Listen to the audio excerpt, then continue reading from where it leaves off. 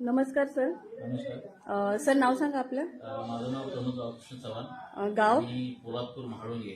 मी म्हाळुंगे गावचे सरपंच आहे. बर. सर मला काही माहिती हवी होती जरा अमृत ज्यूस बद्दलची.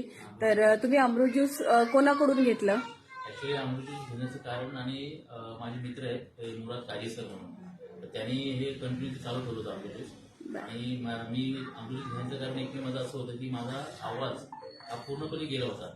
आवाज गेल्यामुळे मी डॉक्टरही केले. म्हाळमध्ये डॉक्टर आहेत. डॉक्टरने विचारलं औषधाबद्दल, तर डॉक्टर म्हणले की तुमचा आवाज कशाने गेला माहित नाही, पण आवाज पूर्ण येणार नाही तुमचा.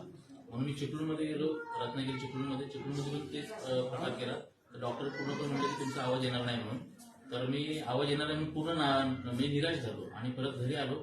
घरी आल्यानंतर माझे मित्र मुराद काजी यांनी मला हे अमृत ज्यूस म्हणून एक ते 2 बूस मला दिले प्यायला. तर मी रात्री जेवणाच्या अगोदर एक तास पूर्वी एक बूस घेतला. त्याच्यानंतर उद्या सकाळी उठल्यानंतर परत एक घेतला आणि 9:30 ते 10च्या दरम्यान म्हणजे बोलायला गेलो तर पूर्णपणे माझा आवाज यायला लागला. आणि म्हणून मी परत मी गेलो मुलाकडे, परत एक बूस घेतला आणि प्यायलो.